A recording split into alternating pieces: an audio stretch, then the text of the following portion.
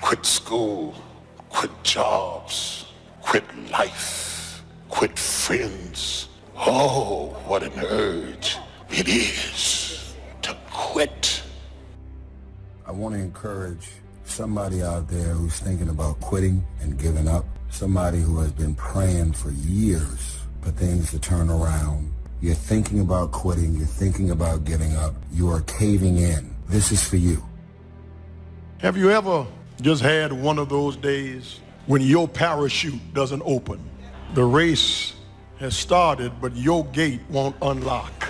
You can't keep it in the fairway. You just can't keep up. You can't keep your head above water. It's just one of those days. And if you're not careful, you will allow situations in this life to cloud your perspective. And you will allow moments in this life to take away the hopes and the dreams of tomorrow. Failure, it's not final, it's formative. It's part of the journey. How are you gonna learn if you don't ever fail? Failure is fuel for your future. Failure is a part of your story. The only time you fail is the last time you try. You need to get the right perspective on it, because this failure, it will not end in death, but this failure is a part of you being formed. Now listen to me. I don't care if you're sick. I don't care what you're going through. If you're not dead, he ain't through with you yet. As long as you waking up, you still in the game. You can still make it happen. As long as that breath in your nostrils move, you still in the game. You still can win. Now get your butt up. Listen to me. Most people give up when they're tired, but a disciplined person gives up when they're done. Discipline is the bridge between your goals and your outcomes. Either suffer the price of discipline or suffer the price of regret. Inspiration gets you going, but it's discipline that keeps you growing. You got to go through some things in order for you to get faith. You've got to have some life experiences under your belt so you can talk about how strong your faith is. Because if your faith has never been tested, you can't brag on how strong it is. Lay a disciplinary structure on yourself. Get the chaos in check. And then you can move towards a state that's freer, because it's discipline first. Like, look, if you're going to become a concert pianist, there's going to be several thousand hours of extraordinarily disciplined practice. That's the imposition of order on your potential, let's say. But what comes out of that is a much grander freedom. The joy is not in the success, the joy is in trying. The joy is in the process, that I'm gonna keep working, I'm gonna keep going at it. See, failure is forming my future. Failure is just another peg in the ladder for me to go higher. I don't wanna just know how to make it work. I wanna know why it doesn't work. And the only way I can find that out is I gotta fall on my face. But guess what? The righteous man falls 7 times, but he gets back up!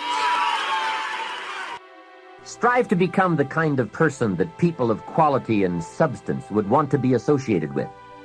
Become a person of skillful language, well-read and well-disciplined, positive attitude, a person of culture and intelligence. You will be uniquely rewarded by this reputation, drawing exciting people to you. Remember, to attract valuable people, you must be attractive. Association is truly one of the 7 fundamentals to your future wealth and happiness. It has such a major effect on how your life works out. Change is inevitable. So here's what's going to happen. No matter what's going on in your life, it's not permanent. Everything is going to change. So there's 2 things you can do with change. You can react to it, or you can participate in it. So if you keep waiting around, you're going to have to react to the change. And now you're behind. But if you participate in the change, if you know the job you have is not going to last forever. I'm just telling you. COVID proved that already. So what you got to start doing is you got to start anticipating that it's going to change, and just start living your life with the preparation for change. No matter what you're doing, you could be doing more. Remember that. It's 24 hours in a day.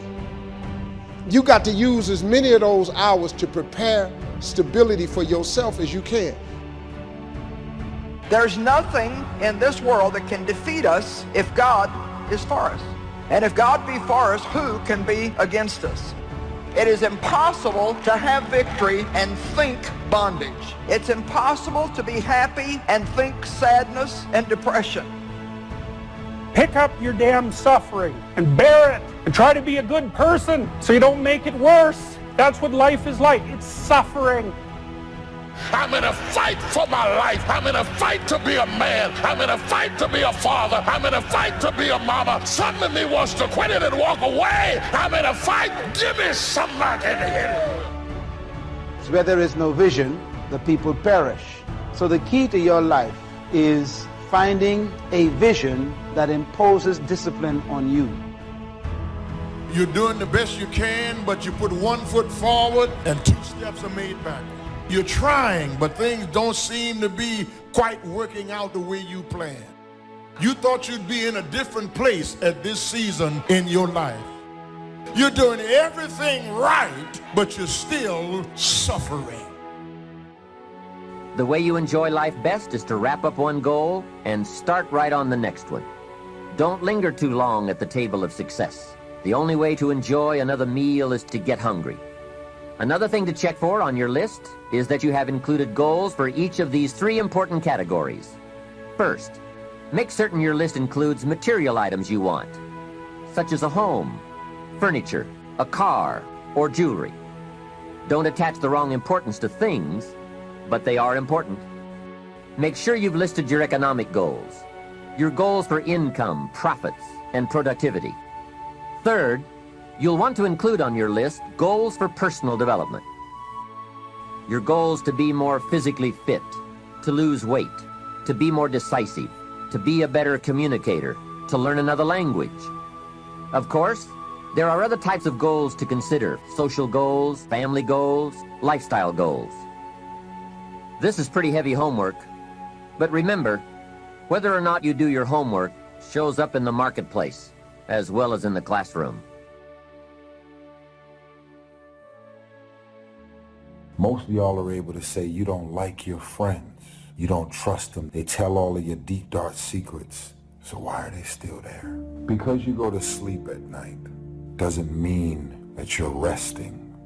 See, I realized if your life and the people that you have in your life creates nightmares for your life, what makes you think that because you're going to sleep that your mind is going to stop? The nightmares that you're having while you're awake, you're witnessing nightmares. Drama, dysfunction, negative people, you consuming your life. It's like, oh, there's negative dysfunction and drama. You're going to walk into the direction of dysfunction and nightmares.